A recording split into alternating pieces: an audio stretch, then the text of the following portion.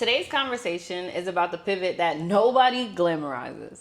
We're talking about leaving comfort, walking away from what works, and choosing discomfort because staying put feels heavier than the risk. Let's get into it.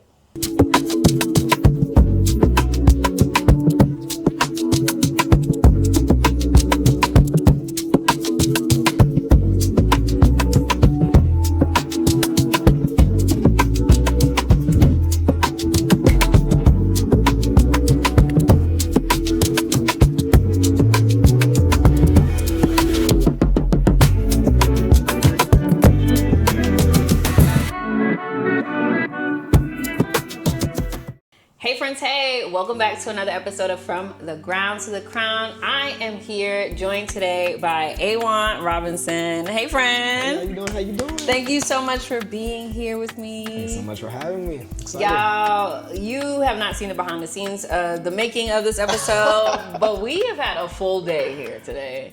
And it's been really kindred, I'll say. Feel like a cousin. No cap. Yeah. Just like I said, just like you said, actually. You were like, I haven't known you for more than like a week and some change. And I was like, that's crazy to think about because, feels like y'all are family. Right. And we found each other all the way here in Thailand, which is amazing. We love that.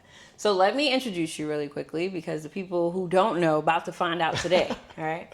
So Awon is an entrepreneur, creative, and founder of Globe Grind, a platform exploring remote work, location independence, and sustainable online careers through long-term interviews and education. That sounds like the thing to be the founder of.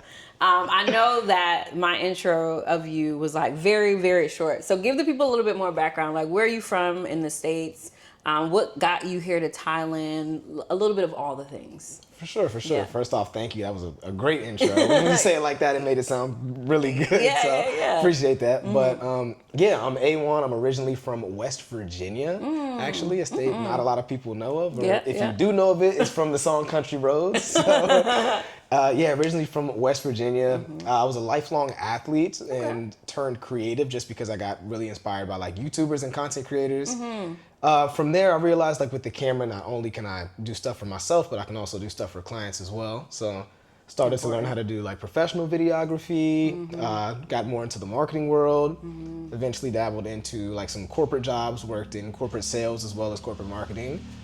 And then eventually that kind of led to me looking back into the content creation thing and realizing like, I think that was a little bit cooler, had more fun doing that. Yeah. How can we do that? And then again, with like my corporate job as well, it was pretty remote. Like I really didn't have to show up too much. And then I was like, I really enjoyed that too. Yeah. And that's when I discovered like the whole digital nomad thing on YouTube. And I was like, wait a minute. I am that. Hold on. People are out here traveling, still working, making money, like traveling full time. Yeah, I'm definitely going to do that. And then also too, like with the videography side of things, I was a wedding videographer like we talked about. And I was like, wait a minute, like wedding videographers and wedding photographers are working like, there's a wedding season. So they're working like 6 months out of the year. Yeah, like March to September is like prime time for weddings. And after that, people kind of just stop. So I'm looking at people make like $80,000 to $200,000 just in that short period of time and living the rest of the year doing nothing. I'm like, again, that's perfect to be able to do something like go overseas. So Thailand is funny. That's where a majority of the people were going. Yeah. I was like, where's all this hype about? Like, it's either Bali or Thailand, and so like, And then I seen a statistic on Instagram that said in the year of 2023 that Thailand was the most, Bangkok was the most visited city in the world. Yep. So I was like, okay, this is way, now I gotta see what the hype's about. So then I just booked the ticket. I was in Thailand like 3 days later, landed in Bangkok. Wow. No hotel booked. Wow. No nothing, just 7 a.m. Little dude got off with his little suitcases looking around like, what's going on? Seen the first black person I could spot and was like, hey, what's up? where should I go? That was my first experience in Thailand. Yeah. Just like the crazy Khao on road. But outside of all that, it's just been great to me. Like Thailand has everything I need. It has an amazing community, people like yourself. And Yeah, I see what the hype's about now. So I mean, we got 5-year visas. We're like, we know the shoe drops in the U.S. We've seen it drop too many times. Boy, does it. Okay. Yeah. And not in comparison to, but in comparison to, because these are our lives, right? And Yeah. so in comparison to what we've experienced, Thailand just offers a lot more ease for the type of people that we are. Everybody's not going to make it here, but if you come here and you make it here, it's because you know that something is drawing you here. It's special here. And there's like more of you to explore when you get here. Without a doubt. And I think that is a great segue into today's conversation. So you didn't just pivot careers, right? You pivoted like your mentality. We talked about your pivot in the type of work that you do, but also like going from this easeful way of living, right? You had the corporate job, things were comfortable. You had the ladder that you could climb. You knew the direction that you were going in. And you intentionally chose to do something differently, to find the risks and to take those risks and to find the discomfort and to like branch out.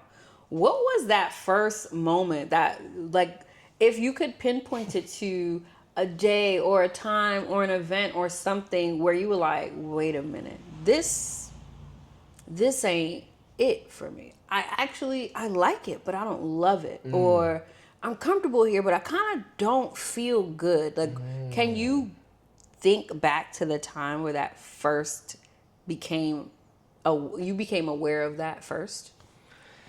So at my like software sales job, this was a tech startup. Everything was good. Everything is great. And I'm not going to get into the specifics of it, but there was something that really needed to be done. Everyone in the company had tried it, couldn't really figure it out, and I figured it out. And it was like a really big deal. And I don't know why, like, again, this is just like naive of me to just be thinking like, oh, I should have got rewarded for this or had some sort of upgrade or raise or whatever. But it was kind of just like, oh yeah, good job. And like they moved on. And I remember that moment just sticking with me like, Excuse they me? really don't give a, like they don't care. They do not. I could do anything. I could take this company to the moon and they just don't care. Right. So it was really that moment that I was like, okay, I don't want to be giving my all into this company, pouring in, and them not be pouring back into me, right? So that was a huge moment, actually.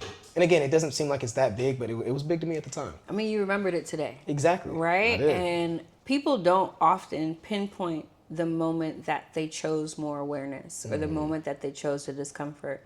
But if we think back to it, we always can align to the moment. Yeah. Staying comfortable, you sacrifice more than you think. And when you think back to the pivot point, it's the moment where the discomfort of staying was greater than the discomfort of leaving. Yeah. And so you felt like, if I stay here, they're going to use me. Yeah. Because I just did what y'all couldn't do. You know, it's just wasted time. Like I could have did that same thing. I could have used all that same brain power to put that into a piece of innovation or something that could have really, really rose me up as a person. And instead, it's just like, nah, they just made y'all more money. And they're like, not even a slow clap, because I feel like a slow clap is more like dramatic. Right. It gives me more emotion. But they were like, Shit, yeah. it wasn't a clap at all to me. I'm like, no clap. And that's not to say like I need to be paraded Yeah. for anything But and everything that I'm also doing. you do. But at the same time, like I would like to be acknowledged, at least. Like we're human. That's on. human nature to want to be acknowledged for the work that you're doing. Absolutely. For your findings and the stuff that you create, right? Especially when I didn't have to. When I didn't have to. And did anyway. That shit wasn't on my job description. But did it anyways. Man, that is a lot of people's story. And again, when you look back, those are the moments where you're like, nah, that was actually so messed up that I'd rather risk it all on myself. Because I'm not going to let that happen to me twice. Literally, yeah, because that was just a start. You're exactly right. And it goes downhill from there. Because the discomfort of staying starts costing you creatively, starts costing you emotionally, mentally, physically, all the things when you're not in alignment, when you can't let the dominoes fall as they're supposed to, you start getting dragged. You're like in a place too long, and the universe starts saying, okay, you're choosing the comfort. All right, we got to make it uncomfortable for you. Yep. And then next thing you know, you hate your job and you're mad and you're stressed out. And it's like, because you know you need to quit. Right. You need to go do something else. Like, why fight it? Just do it. Yeah. And we get the difficulty behind that. So we're not going to say that it's the easiest decision to make, but it is most necessary for your well-being and for the enlightenment and enjoyment of other people to be in alignment with yourself. Absolutely. So what scared you more, leaving or the idea of staying too long? Did you ever feel scared to stay too long? Or did you feel more afraid to like leave and go venture out on your own? Absolutely the fear of staying too long. Yeah? Which, yeah, for sure. Because like, if I was that scared of leaving, then I would have never left, you know what I mean? So to some extent, like you gotta get over those fears, which they're natural, they're necessary, I get it. But like, what's the one thing you can't get back? And it's time, right? So every day that I didn't go get what was really calling me, what I was really aligned to do, I was wasting time. I felt like I was just burning it, and it's just like, man, I gotta get to this thing. I gotta get to this thing. And it's like, I always say, like, what you're called to do, what you're meant to do, it won't leave you alone. It won't. No matter what that is, stuff like content creation, I've taken a year-long break from it, right? But no matter what, I've always came back. So like, it won't leave you alone, right? Say you need to be, I don't know, a singer or something like that. And it's just like, oh no, I give up my singing career, but you still find yourself. Every time you're out, people are asking you to sing, or you're going to karaoke, and then you're always in the shower singing every night still. It's like, yo, that's not leaving you alone. Like, it won't just completely exit your life. So with that constant kind of nagging, it was just like, man, I don't care how scared I am to leave. I'm leaving, I'm going. That's so beautiful. And it's such a brave thing. So shout out to you. I think it takes a lot of courage to acknowledge this energy that surrounds you when you hear, when you feel called to it, right? Like you're saying, we answer our calls and we're rewarded for that. I believe that we all have a soul mission here, right? When we incarnate into this world, we have a mission. We agree to come here to do this thing. And when you get these callings, it's a part of the mission for you. And so when you're not listening to it, you're deviating from your mission. You're trying to do some earthly thing. You're trying to get into somebody else's business or do something you're not supposed to do. You're off mission. And it's harming other people. You don't even know it. Quitting your job is not about you quitting your job. It's about you quitting the job so that the person that's meant to fill the role can find the job. It's about you getting the other job so that the coworker that you need to have the conversation with, you can meet them because they need to hear the conversation that you have to have with them. You're about to bless the person that you meet at your new job. They need to hear your testimony, and you over here worried about this one. You have a mission. You got to go that way, That speaks so much to like because have you said the domino analogy on here yet? Not in this episode, but yeah, I have said it. Okay. So yeah, you can say the domino effect. So yeah, you explain it better than me. I'll let you say it. Just in short terms, the domino effect, right? Obviously, a domino falls, it knocks down the rest of the dominoes in the line, but when you're not aligned, you're away from the rest of the dominoes that need to fall, essentially. Right. So, like that is just so important because you're wondering why things aren't happening for you, but the things that need to happen aren't even close to you. Come because on. You're unaligned. You're stopping the motion. Aligned, right? And I've seen it so many times too, to where like people think, it's so hard for this to happen, or it's such a rare thing or whatever, but then like I'll talk to somebody else and it's like, yeah, no, I don't know. Like good things just kept happening, blah, blah, blah. Like, yo, I just ran into this person and then they're aligned. That's the only difference. That's it. They're aligned. That's it. That's you are where you're supposed to be. Yeah. And the universe is here to help us. God, Allah, Buddha, whoever you pray to, this is divine guidance here. You have support here when you're in alignment. When you're not in alignment, you get dragged because then the universe has to do more work to convince you that you need to do something differently. They're like, you feel it. You heard it. You got the dream. We done sent you 7 messages. Yep. You're ignoring all of the things. Now I gotta drag you in line. Come on. Now I gotta waste time. And so it hurts. You get scarred. There are more bruises when the universe has to put extra energy to convince you of something that you already know to be true. You know you're not supposed to be at that job. You done felt it, heard it, read it, dreamed about it. You on a therapy for it now. You paying extra to get messages that have already come to you. And the universe is like, you still not listening? My God. Like I always say, just don't fight it. Just don't fight it. You're swimming upstream. You can turn around and just go with the wave flow. And flow. And everything will come to flow. you. Oh, okay, so this is not like, okay guys, I'm gonna pivot story right, really quickly, I'm sorry. I keep, No. One of my goals for this year is diversified friends. And I've been diversifying like my network here. And I went to this entrepreneurial event this past weekend, and there was a woman there. And there was a raffle involved. Anytime there's a raffle involved, this is exactly what I do. I get my ticket and I say to myself, out loud, I want everything. And I leave it at that.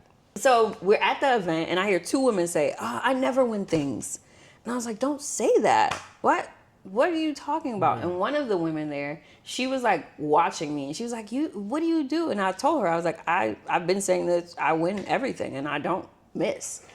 And I won, second prize. Wow. Ticket got called. And her face was like, oh. I said, girl, I told you. It's not, I didn't do anything. I didn't know what was going to happen today. It's a raffle. And I said to her, someone gave me this extra ticket when they left earlier. You can have it. But you have to say to yourself right now, I win everything. And don't just say it. You have to believe that you win everything. So she did it. She said it 2 times. 2 tickets later, the one that I gave her was called. But wait, there's more. Oh my God. The next prize was her first number got called. So not only did she win off the ticket that I gave her, she won off her own ticket. And I said, now you have ultimate proof that you win everything. Because what are the chances you would have won twice in one day that you started believing in yourself? Right. She was blown away. Like, I'm getting goosebumps. I'm damn near about to, yeah. But it's like, again, it's when you are in alignment and you're doing what you're called to do, you're doing this very innate for you to do. And when it's so easy, you bless other people with the blessing. So now she has more faith and belief in herself because I walk in and I have faith and belief in myself. When you quit the job, when you pivot in your career, when you pivot in the content, you don't know whose life you're changing here. And we're all one view, subscriber, one interview away from a completely different life. And so again, it's brave to do what you've done. It's brave to be like, I'm going to choose the discomfort and the risk. But you know that you're going to get blessed because of it. That's exactly right. Yeah. That is, wow. I can't believe that. Thank you so much for sharing that too. No problem. That speaks to so much to it. And honestly, it speaks to just putting stuff into the universe. You put that, you always put that I win into the universe. And you always win. It's as simple as that, right? And I know people might be watching this just thinking it's a lot of, it's just, the right mindset. But it all comes down to your mindset. The example I always use is to prove how strong belief is you could be the best basketball player in the world, literally the best. But if I don't believe that you're that good, in my head, you suck, right? You're horrible. Right. So you could be like, watch this. I'm about to shoot this from half court. Throw it up, swish it. Oh, you got lucky. Do it again. 3. In my head, I don't care what I've seen. It is literally a fact that you went 3 for 3. But in my head, you got lucky as hell. 3 times. But again, I just don't believe it. So I will never think you're a good basketball player, right? So belief can be so strong that you can see something happen and still just, it's not fact to you. Right. Right. So just the belief is everything. It is the priority in it. It's the energetic exchange and the agreement with the universe that you trust in something that you can't see, don't know. You don't even have it all the way thought out, but you trust it so much that the universe will back it up for you. And if I tell people, I don't tiptoe about anything. I told you, I say, I stand 10 toes down. I'm clear. I have tons of big Leo over here. Yeah. So when I say something, I say it. I don't be like, I think I win sometimes. Well, usually when it's after 7, I don't have no stipulations with the universe. I'm I go in, if it's meant for me to win, I'm going to come out a winner, babe. Simple as that. I got a ticket like everybody else. Why wouldn't I win? That's prizes. They're easy for me, I think that when people think about pivoting and doing something, they're often discouraged from it because of what you lose, not recognizing how much you gain. And you might lose the high-paying career to choose something differently. You might lose the network of people that you've built up when you move to Thailand and do something differently. Hell, you might even lose some of the familiar relationships you have because your people don't understand you and they don't connect to you anymore. And those things are challenging and they do come with the territory. But what you gain from being in alignment, I'll do it 10 times. Yeah. 10 times a day. If I had to pivot, I'll be in here. Right. Switching it up. You want to go to way? Yeah. Because I know that not only is it impacting me in positive ways, but it's impacting all the dominoes of after me in beautiful ways that I don't even know yet. Right. And I just have to keep believing that. And I have tons of proof behind it too.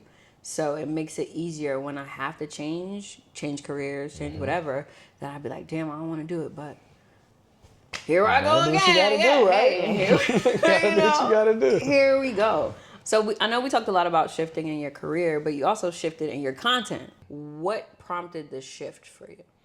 So On the content creation side, well, like the weddings and the corporate and all that stuff, that was more just like on the professional side, but there's a whole different layer to the YouTube and content that I was doing. With that, I have done everything in the book. I mean, literally everything from pranks to skits to reaction videos to I even had like a faceless channel where I was just kind of using my voice and all types of edits. Nice. But the big thing with that is that I was really just doing pretty much any and everything that was trendy. Now, that's what a lot of people will get on here and tell you to do, right? Because it worked. In a lot of senses, that really worked. It got a lot of views, it got a lot of hype and attention, but eventually that kind of withered away, right? And those immediate, fast, instant gratification type of views and success, it didn't turn into anything long-term and sustainable, and more importantly, it didn't turn into anything that I was really proud of. Yeah. So, with Globe Grind in specific, this started off as just a YouTube channel, which was just like my little travels, my little family trips, my outdoorsy stuff I do with my dad, and like a weekend trip with the friends, like just very wholesome content. Yeah. That was fun. I didn't want anything to come from it though. And whenever I went to Thailand for the first time, posted a couple little videos and vlogs, and I should have known because that's how I discovered Thailand, right? Like it's a trending, popular thing, but some of those really started to get some attention. I was like, oh. This is what the people want. Yeah, okay. So, like full transparency, like I was doing some vlogs, just being out and about, and like I would put, like a Thai woman in it or something, like talking, the interaction. And of course, a lot of dudes are interested in Thailand because of the women. There's a lot of stigmas and stereotypes, whatever. So those got a lot of views. And I mean, my channel got monetized and started making money within like a month. Nice. But I spammed those videos of me just kind of chilling with women. And that was the thing that really made me kind of stop and zoom out. Like I had to zoom out, and I was just like, is this like what I want to be known for one? I don't feel proud of these videos. Like if my family were to find these, they'd be like, oh, is this what you're just doing? Just going around just talking to women on camera? When in reality, like me being in Thailand, that was less than 1% of what I was actually doing anyway. So it's just not an accurate representation of me or what I'm doing. So I was like, yeah, this just isn't it. So even though they had a lot of views, a lot of stuff was, starting to generate some income, completely cleared it, just wiped all those videos out. Wow. And I had to kind of start from ground zero and reinvent what it was that I wanted to do with Globe Grind. And the big story that I wanted to tell was just like the story of, number one, how people got here. Because a lot of the times you'll see someone here, you'll see what they're doing, you'll see their success, you'll see how good and great things are, but you didn't see that they had to put in a lot of work. They had to grind. They had to grind. Right? Everyone wants to be where you are, but no one wants to do what you've had to do. Anyone who knows me hears me say that all the time. So really just that kind of the backstory to it, and then also just like the authenticity of it. Not everyone is living in a luxury high rise, I get here and there's a lot of people who are really, really kind of living on a super low budget, So again, I think that these stories need to be told. And then on the back end of that also too, like what's the hardest thing stopping people from achieving this lifestyle? And most people's problems in life are money problems. So it's being able to earn some way here in Thailand or whatever country they're trying to be in or wherever they're trying to travel. So I've also implemented some ways on the back end of like education, right? So we have like a remote job board that goes out every month. We have like one-on-one training where they'll kind of link you up with an expert or something like that. So things like that are also helpful in the thing. But internally I had to do a lot of self-reflection, and I really had to put my pride to the side. I had to put my pride to the side. Yeah, the pride thing, because come on, it's money, it's right? Money, like you said. And it's viewership. And when we're talking about this online game, your value is directly tied to the number of views you're getting. Absolutely. So for me to be going and doing some numbers to now it's like you're not doing too much, but it really, really was... it was a struggle internally. It didn't feel good because again, I was lining everything up to that view count, that number, that imaginary number. So internally, at first it felt bad, but like now that I'm doing this, internally it's actually feeling better because on the kind of trendy content type of thing, internally it felt bad because that wasn't me, but it also felt good because I was getting all the numbers, right? So it was kind of a switch of what felt good and what felt bad once I started doing stuff that I really enjoyed doing. And also another thing just to piggyback on like the what prompted the switch too was just, it seemed like every time I would do something trendy, like in a couple months, I felt like I like outgrew the content, you know? I was just like, I just don't see myself doing this long term.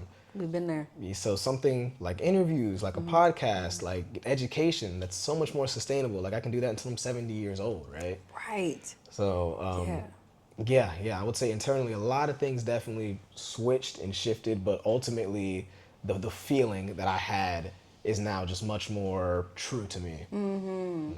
Man, the gratification of like self-gratification, right? Because we're taught, especially in today's world, to chase this external gratification, the numbers, the views. You know, you want the subscriber count. You want to compete in the digital space, especially with people who are doing really, really successful things. But internally, you don't feel good. You're like, but that don't. No, I don't want to do that. And I see that people want to see that, but I personally don't want to do that. And Dean and I, we have our YouTube channel. We've had it for a few years now. It could be we could have way more subscribers, and we have goals to get there. And we could easily do it by doing, condo tour. Y'all could sell out, right? Y'all could sell out. Come on, right. It happens so fast that way. But it's like when I look at our channel and I share our videos, I'm not just sharing it because, I need your subscriber, I need you to subscribe to the channel. I'm sharing because I really want you to get the information. Right. Even when we share like our food reviews, I really want you to go try the places. Shit, I definitely did too. I definitely did. Right. And that's the gratifying thing on the back end. Like, even if we don't have the numbers online, to hear you tell us you went and you trusted what we said and you actually had the experience that we thought you would have, that to me is hella rewarding. Hella rewarding. That makes a huge difference because you did not know us weeks ago. And you got it, and now you can also share the wealth. Literally. And so the impact, I think, is what helps the shifts, right? So much more important. When you gotta like let your ego down, when you gotta cut your channel off and delete all the videos, it is the impact of the work that you're doing that will sustain you farther than the accolades do. Yeah. Number one, it's also just like, me personally, I don't think I should be producing content that I'm not proud of, right? And when I look at you guys and your videos and how you make them, it seems like y'all are just very proud of what you're making and creating. We do, yeah. Like that is, I see y'all watch them, you're like, yeah, I did that. Yeah, like, I'm looking at these videos, I'm like, yeah, I did that, but I'm not like going, it's cool. I'm not sharing it with my friends. If my family's seeing it, I wouldn't feel too crazy about it, right? So that's like number one. And then also just talking about like the speed of things, right? Like, I could have done a condo tour. It could have just hit instantly and did that too. But I'm a firm believer of, and I mean, we've seen this time and time again with literally anything, but the speed in which it rises is the speed in which it will fall. Come on. We've seen the overnight successes and the viral sensations drop and fall off literally the next day. Who are they? Versus all the people who stuck around, and the biggest content creators, YouTubers, I mean, they wasn't getting no views for 8 years. Yeah. But like now they're the OGs. They're the Mr. Beasts and the PewDiePies and all the people with tens of millions of subscribers, right? Man. So don't just chase what happens fast. Really build something. All right, he's dropping gems for y'all, so I hope y'all are taking notes. I was really gonna ask you, what is one thing that you would say to the creator out there that is like thinking about the pivot, that might have the views and might have the count and might have the engagement right now, but know within themselves that it doesn't feel good. It doesn't feel like you said, it doesn't make you proud. You're not sharing it. What would you tell them? But you just told them. I think you just said it, right? Literally, yeah. And I mean, just to give you something else too, do what's innovative, right? Do what's different. I always say different people are difference makers. So that you looking at what someone else is doing, even if it's obviously working, you're like, yeah, I want to do that too. It may work, but you're never going to like really take up space for anybody, right? You want to be the guy, the blank guy. What is your thing? Right? You want to be known for something and not just a person who participates in a certain niche. Right. So even if it feels weird or off or like, people might think that's weird, good. Perfect. Great. Yeah. That is take that and literally run with it. That is exactly what you want. So that's what I would say for you. That's what I'd say. Thank you for that, Jem. Guys, I mean, you hear me talk about it all the time, right? Like, minor moves make major impact, but I think that's one of my like that. Come on,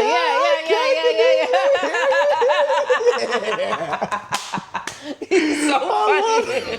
He's so funny. Oh my Yo, gosh. she fire. Yeah, I was like, yo, you got these written down? Oh, I like, do. Damn. I have a whole note in my, I do. See, no wonder. I'm like, she just got these and just poured them out. I don't play about. I've been like this my entire life. It's crazy. But yeah, I always say minor moves make major impact. And the minor moves that we often have to make that makes the most impact are the mental moves. And so something like being the innovator, being the difference maker, those are mental moves that necessarily, like, you're doing the same thing. You're using the same tools that everybody else is using, you know, the CapCuts, the Canvas, the iPhones, we all using the same things. It's not much different in video content. But when you start editing differently, and when you start asking questions in different manners, and when you start finding different people to interview, that really does something different. Does. It really, like, your soul is like, okay, I can get behind this now. Wow, this, nobody's watching it, but they will. They will. They will watch it. For sure will. Man, if you need more proof, there's a book called The Tipping Point by Malcolm Gladwell. And it talks about what creates trend, what creates a fad. And one of the things that I remember from that book is he talked about what made Timberland popular, what made it the boot. Because at one point in time, people were not wearing Timberland, right? Like, what made Dunks a thing? What made J's a thing? Of course, you got Jordan, but like, what made it the trend? Right. And when you start to understand and respect how things tip, what that one thing is, you recognize that it's often so small that creates the tipping point for these things to become popular. And so you can be that thing. You can be that person that creates this thing that's one small, one question, one short, one view away from your tipping point.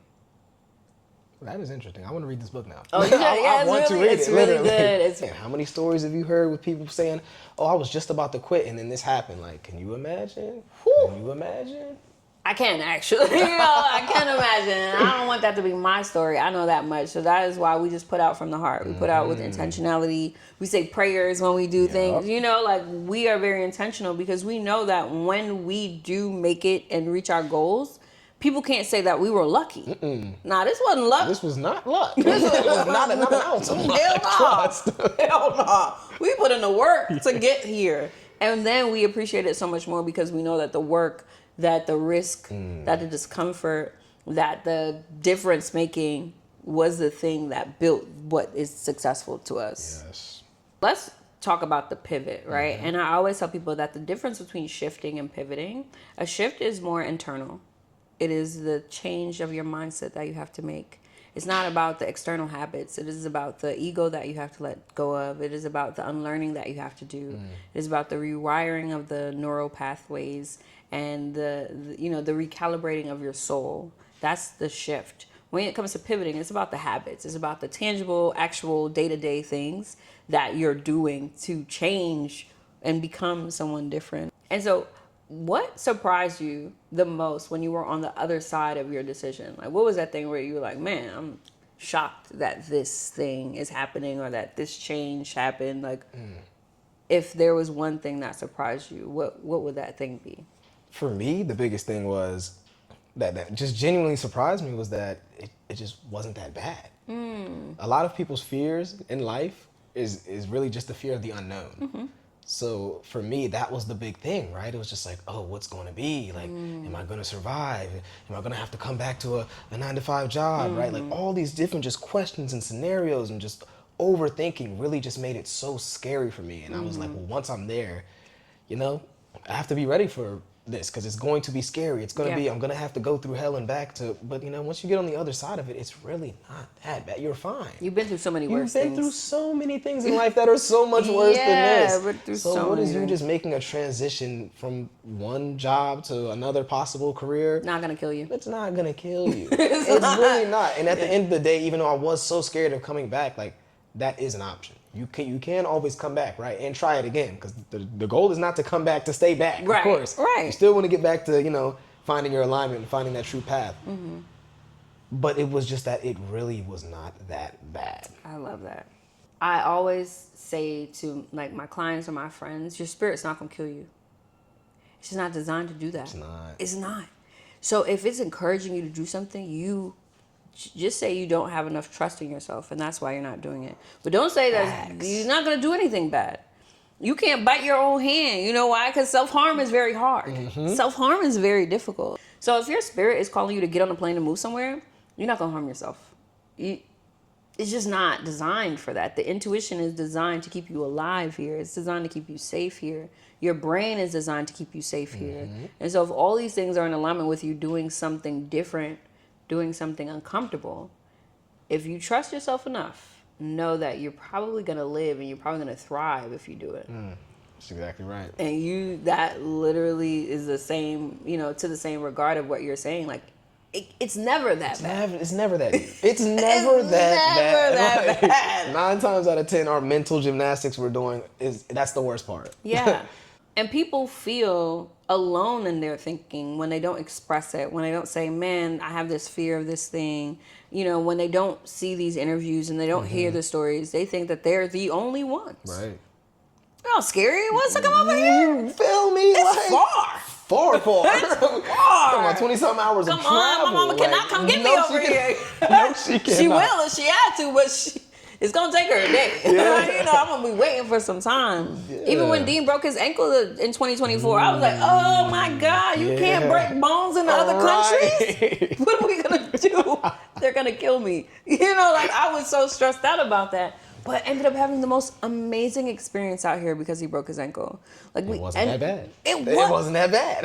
Even he said, he's like, damn, I'll break if I had to break a bone. Right. That's the greatest place to break your bones is in Thailand. I mean, their medical system is top tier here, right? Things won't always be perfect, but they won't be as bad as you think. Never.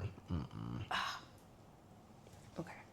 If someone feels if someone feels a pivot, but they're frozen, right? And they feel like they can't, something in them is holding them to where they are right now. What's one uncomfortable step that they could take this week to move them forward? Honest and uncomfortable, what would you say to that person? Yeah, okay. So a lot of the times when people feel hesitant to do something, it's really that they're hesitant to go all in, essentially. They're hesitant to just completely go from one thing to another thing completely. So my challenge for you is this week, that one thing you're thinking about doing, right? So let's say it's learning to play guitar. Rather than going out and just spending $500 on a guitar, why not try to find a friend who has a guitar and just go and just strum it a few times? You see? It's really just, you don't have to go get your feet wet, but instead get your toes wet. That's good. You know what I mean? If it's doing the content creation thing, because that's what I've spoke a lot about today, rather than making a YouTube channel and making this big video and editing it, just film a video on your iPhone, speak to the camera, and delete it, right? You did it. So you got to actually experience it. You got to feel that it wasn't that bad, like I just spoke about. And again, you just have a much better understanding too, because maybe you do that and you're like, I hated that. Right. That was actually horrible. I am not aligned with this at all. No. But for the most part, if it is really calling you like that, you're gonna be like, oh wow, I can do this. Or oh yeah, this is really what I want to do. Right. So yeah, instead of trying to go from 0 to 100, go from 0 to 20. You're still a lot closer than you were when you were at 0. Absolutely. So just whatever that thing is that you're doing, take that first step and really just try it. Test it out. Minor moves make major impact. Facts. I'm telling y'all, I hope you got your notepad out. It just applies in so many ways. And, a lot of our pivots and shifts is because we can't see ourselves. We're not the person who is doing the thing that we want to do yet. And a part of becoming looks like taking steps to get there. Right. And people want to take leaps to get there. And it's like, well, when you fall, now you're mad. You're right. Okay, come on. You can't start, if you are a toddler and you crawling, you ain't about to start doing the heel and toe tomorrow. Just stand up today. You never learned how to walk. So that it's because of that. Because if you do jump from 0 to 100, there's so many lessons and things that you learned at 20, 30, 40 that now you're going to have to end up coming back. Or that toddler that just went from crawling to doing somersaults and stuff like that, he's going to be falling down a lot because he didn't learn the foundations of taking a step. Come on. So just stand up today. Day by day, man. Just hold yourself up and struggle a little bit and fall down. And then tomorrow, make another minor move. If you do 1% every day, it is literally impossible to not reach 100. 1%, not 20%. You don't got to compare yourself and try to do 50%. But if you got 100 days ahead. Yeah. Hopefully. Sure hopefully so, we all right? know. Literally, right. You got 100 days in this year. You got more than 100 in 2026. Just 1%? Guaranteed to be better in 100 days. Guaranteed. And so listen to what Awon said, y'all. Just go strum a little on the guitar. Maybe just record a little video on your phone. 20, 30 seconds. It ain't got to be a minute, and then keep pushing yourself out of that comfort zone. When I tell you you're going to be a beast, man, you're further along than people who aren't doing anything. That's exactly right. Even at 1%. It doesn't seem like a lot, but you're still getting further along for sure. And it's less intimidating too. From 0 to 100, that's why it's so scary to you. Come on. Because you're looking at 100. But when you look at just, picking up a guitar from your friend's house that you always go to and trying to strum a little chord from a YouTube tutorial, it's like, oh, I can do that. That's not scary. It's not scary. Come on. Right? Nobody can see you. Nobody can see you. You just do mind your business. Exactly. A to B, not A to Z. Preach. Okay, we're just trying to get you to B. Ain't trying to get you to Z. Everybody stay calm. And so, no, thank you for sharing that gem. Again, guys, take the advice. You're listening to people who have pivoted and have tried and are successful in their pivots and have learned many lessons. And we're not sharing things that we haven't done ourselves. We're sharing the things that have helped us to get to where we are. And so I want to, before we wrap the episode up, I want to do this rapid fire with you. Ooh. Ready for this? I'm ready. Okay, so this is quick truths, no filters, no nothing. This is just questions, and you answer whatever comes up for you. Okay? Oh, God, I'm scared. Okay, first one, comfort or alignment? Alignment. Stability or freedom? Freedom.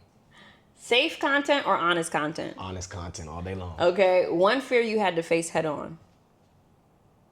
The fear of failure. One thing you underestimated about pivoting? The time it would take to reach success on the other side. One thing you overestimated about pivoting? How scary and difficult and painful it was going to be. Okay, yeah, all right. A sentence you tell your pre-pivot self? Ooh, a sentence I would say a lot of things, but if I could just break it down into one, it is do not overcomplicate it. It is much easier and more attainable. Just do it. Long sentence. Yeah. All right, guys, that was a rapid fire with Awon. Before we go, you already know how this goes. Okay, we've got the Secrets of the Ancestors deck. Right? My nail is broke, so I'm going to use this hand. So we've got the Secrets of the Ancestors deck, and we're going to pull a card today. And have you ever done a card pull or any of the things? We're doing magic tricks, but not quite like that. Okay, so I just shuffle and I allow the universe to drop us a card to confirm more of what we said today. I do believe that even things like cards have the power to confirm what we already know to be true. And for me, this is just, okay, all the cards are dropping. This one fell over in my hand still.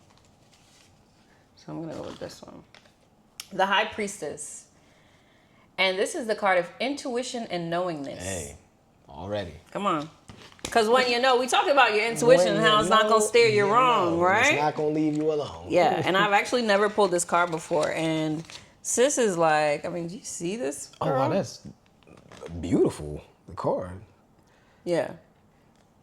She's crazy. Got the moon in her hand. I think that's Saturn back there. I see Saturn's ring under here. Yeah. She's locked in. She knows what she knows. Thanks. Yeah. Okay, so it says, stop searching for answers, meaning, and power everywhere but inside yourself. The powerful High Priestess ancestor comes forward to say that it is time to go deep within. There is something that you know that you may even have been in denial about for a long time. You are a child of the moon, connected to infinite intelligence. Remember that. Insist that your voice be heard. No more people pleasing. You know what you need to know. Trust your own voice and your intuition. That still small voice is us. We, your ancestors, are the divine, and so are you. And the declaration is, my intuition is my direct channel to divine spirit. I love it. Oh my So good, gosh, that right? literally aligns perfect with what we're talking about today. This happens every single episode, y'all. Y'all That see is me shuffle these crazy. cards. I just let them fall where they may. I choose the one that feels most aligned for the day as it drops. And today, the High Priestess is just a reminder that you intuitively have all the answers. You have this knowingness inside of you. And when you follow through on it, the blessings are tenfold. Not just for you, but for every domino that falls after you too. I want to close this up by reminding you that discomfort is a part of the process of pivoting. That you will not feel comfortable. You won't even feel sure all of the way. One of the things that you need to be aware of is how much you trust yourself. And as long as you keep self-trust as a priority, what you do, being intentional, and you like being present in it, you can't go wrong. Even if it doesn't reach the measure of success that you put on it, because remember, things can be successful even if it doesn't match our definition of success, right? So even if it doesn't reach that measure of success, you fighting through the discomfort of something, overcoming your fears of the thing, being intentional and aware of it, you become someone else, and that in itself is successful. And so focus there, focus on who you become through the pivot, who you unlearn to be in the process is just as important as who you become, and you will be successful.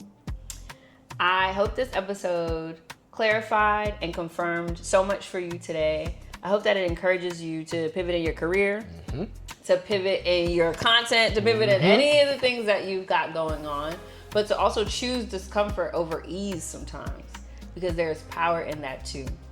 As always, you can follow me online at It's Kenisha B on Threads and on IG. And you can follow the podcast at To The Crown Pod on Threads and on TikTok. And tell the people where to follow you, because Globe Grind is lit, okay? Let them know where you're at. Yes, you can follow me everywhere at Globe Grind. Literally GLOBEGRIND. You can check out the website, globegrind.com. Not hard to find, but a lot of good stuff, so definitely check us out. Beautiful, beautiful. All right, friends, until next time, check the descriptions in this video for the link to Glow Forward, my retreat that I'm hosting in Thailand in July. And check out the link if you want to book a one-on-one session with me to do some life coaching. I would love to support you. And if not, I'll see you next time. Peace. From the ground to the